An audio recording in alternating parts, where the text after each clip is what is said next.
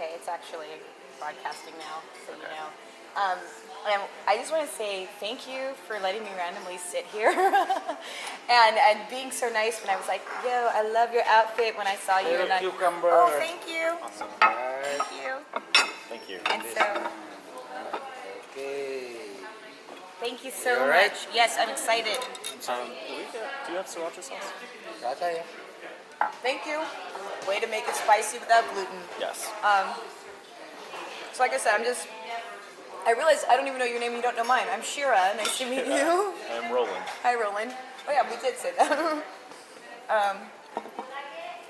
And Roland, you mentioned that you are at Auburn University now. Yes, architecture student at Auburn. Here for a few reasons, but mostly because my dream firm designed the memorial. Oh man, that's so crazy. That's so And cool. I guess also the Legacy Museum. So that's what I'm doing here. Yeah, and you mentioned that you're from Houston. That's correct. That's cool. I spent a summer in Houston when I was like 15, which was like ages ago at this point. Oh wow.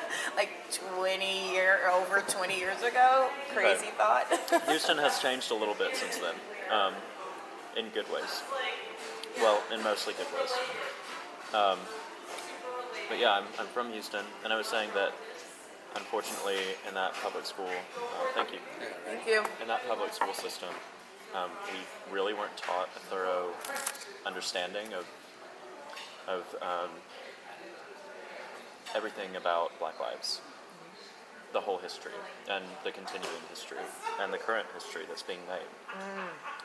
We were pretty much told about abolition, and that was it. Like, that was the end. And then I don't know. And then there was equality? What do you mean by like that was the end? It was, I guess we were led to believe that, like, then there was equality, like, slavery's over, it's all done, whatever. Like, that's the end, that's all. Abraham Lincoln was great. And, like, that's really what we were taught. Was your school integrated at all? Like, I mean, like, were there black people there, or was it mostly Caucasian? Actually, it was Latino? yeah, it was like half Mexican and half white, and it was Mexican. There were like a few other Guatemalan kids, but it was mostly Mexican, which was, but also like the white kids and the Mexican kids they really didn't interact with each other. Oh wow, so it was pretty segregated. Well, a lot of that was, I will say that wasn't, I think it was just that Mexican culture, which, like, in high school I went to a magnet school for underprivileged kids, and I like barely got in by the skin of my teeth because I got no extra points, but was like my academics were good enough to get me in, which I found myself like, I remember freshman year, it was orientation, went to the orientation, I looked around, and like up until that point, Mexican kids and white kids just never really hung out together, because something that I love about where I grew up and the Mexicans that live there is they really value tradition and they hold on to it for a long time, and children value it, and they have a strong culture. And I think that in elementary school, white kids couldn't understand what that was, and weren't taught to appreciate it. Okay. So there wasn't really any mixing on both sides of. Was there a language barrier? No. I mean, pretty much everyone spoke English. So, okay. And in the town that you were raised in, you said that it was like an industrial town. And so was it like super working class on all ends, or was there sort of like a wealth gap within among the races? There was. Do you want to try this, by the way? What is this? I don't know, but it's amazing. Okay, I'll try it. Sold. Like, it's amazing. I know, I'm still mad about this whole, like, we can't do spicy, gluten-free spicy, but whatever, that's okay. We're making it work. Which reminds me about the sriracha, but go ahead, what were we saying? Yeah, it was an industry town. There was a little bit of a gap, and I think that's because that's where Exxon's headquarters are, in my hometown. Okay. And there were a lot of white people, my grandfather is one of them, who were sort of like the original people at Exxon. And back then it was like all white people. Oh, that's interesting. And those people got stuck back when. So now they're living pretty comfortably off of like past generations that all of the stock that they had before. So like now Okay. there's a lot of people working in the fields, like Mexican and white and other races, and but a lot of people who are in charge or who have like the fathers and grandfathers who paid for their education are higher up. So there's a little bit of a gap there. But the town as a whole, like I, when I was growing up, like I lived on one side of town that like I later came to know everyone else knew that as like the nice side of town. And then where I went to high school was, and I thought I wanted to be a surgeon. So this high school was basically you take classes, do dual enrollment, and you get an associate's degree by the time you graduate. So I thought I wanted to be a surgeon, and I was 13-year-old me was like, I have to go to this school so I can shave off 2 years because I don't want to be in school forever. Because I was a planner. So I went to the Might explain school. why you're an architect now. Yeah. Or in architecture school. Yeah, I took 9th grade biology and I hated it, so I had to find something else. I wasn't going to be a surgeon, obviously. But anyway, high school, I went to orientation and I saw all these Mexicans, and I remember thinking, I'm not going to have any friends. I remember walking in there and counting like 5 white kids and like 90 Mexican kids and a few other black kids. And I was like, I'm not going to have any friends. And I'm partially really ashamed of myself for that, and I'm mostly really ashamed at just all the factors that fed into that being my response at 14 years old. So, anyway. How did it make you feel to be an other? I mean, at first I felt like I don't belong here, and I'm just gonna have to make the most of this, and it'll be fine. And back then I also didn't make friends as easily as I do now, so I just thought, it's fine. Like I have the kids that I went to middle school with, and they'll be at a different high school because none of them wanted to do what I was doing. They all wanted to like play football and like be in the marching band, and I was like, I'm going to take college classes. Peace out. So I don't have to be in school forever. So smart. I don't know. But then all throughout high school, I had this really thorough introduction to Mexican culture, and I just totally fell in love with it. Like, I learned how to dance at quinceañeras. Awesome. I was taught like a little bit of Spanish. I learned like about Mexican culture. That's awesome.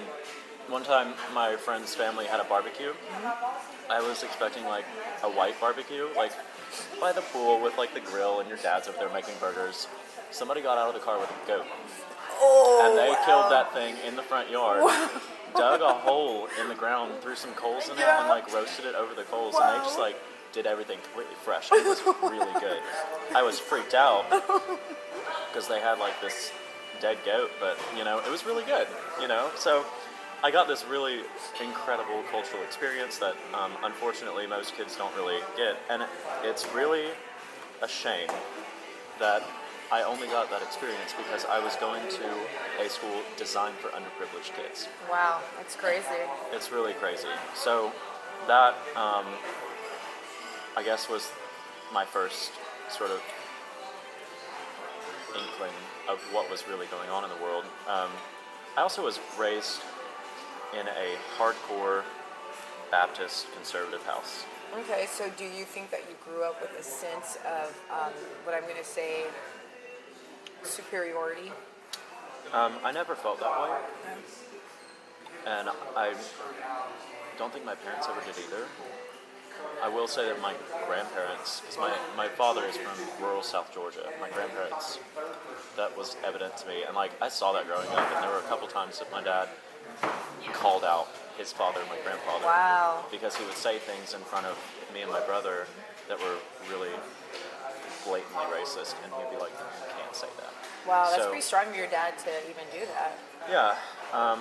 So I think that I think that my parents, they truly do believe that everyone is equal, but there are certain stereotypes that they still feed into. So they're not aware of their own racism. And I wasn't either for the longest time. Like the unconscious bias that we Right. talk a lot about. Um, Can you give me an example? well, like, for example, it doesn't make sense that we have this incredible disproportionate amount of Black Americans in prison versus white Americans. That makes no sense. Okay. To my dad, he would be like, well, like, if you do a crime, you get thrown in jail. So, obviously, like, that's just, you can put that off on white culture. And, like, you know, if you resist, then, like, it's your fault if whatever happens. Which is obviously, like, complete bullshit, but I didn't really figure that out until later. So, anyway, college, started learning about, I had a great professor last semester who was supposed to be teaching us about the history of, like, modern architecture in America, but a lot of her course was about, like, racial inequality and how that has shaped urban architecture in America over time. Like, for example, Very interesting. the National Highway Act, which cut through African American neighborhoods all over the country and divided them. And that happened here in Montgomery. I think it's really, really ironic that I-85 and I-65, they cross on the highway where they marched from Montgomery to Selma. The old highway that was there, instead of expanding that, they paved over it and it's crossed, and this historically African American Yeah. neighborhood was cut into fourths and completely Oh, divided. wow. Wow. So, and the remnants of that neighborhood, which still today is a majority African American neighborhood, is where the monument stands now. Wow. The memorial. It stands now in the middle of that neighborhood, Wow. in one of those four pieces of it. So we learned about things like that. We learned about redlining. We learned about public housing and why it fails and when it fails, and who's to blame on that. And it's not because poor people can't handle nice things. That's another thing It's that like I about think disinvestment, because they're like, a lot of times they don't like to talk about that. it's really just about that they work at first, and then they, after a couple years, stop paying as much for the maintenance, and so then everything goes downhill, and that's when things go wrong. And they've shown that when people, like when you don't fix something, when you let it be ugly, people really stop caring about it, right? Like, and that's what I mean by disinvestment. It was like, a lot of times they say, oh, the ghetto's like dirty, but they don't talk about the fact that taxpayer dollars are taken out. Things like trash cleanup, and all the resources that go to that stop happening. So there starts being more trash. People Right. stop caring about their environment, taking care of it, because it gets ugly and it just becomes like this vicious cycle. And then, and I also see that, like, the services that are available in certain parts of one town are not available in another part of town. And for what reason? That, again, doesn't make sense. So, I didn't really start getting clued into the full truth until pretty recently in my life. So there's been sort of this whole radical awakening moment, and that's awesome. why I said that, not proud to say that a lot of the things at this summit that I've heard this has been a good introduction. That's awesome. And there have been things that I've learned about already, but continuing that and actually hearing tangibly, first from the originators of these movements. It's been very powerful, and it's kind of left me wondering what my responsibility is from here.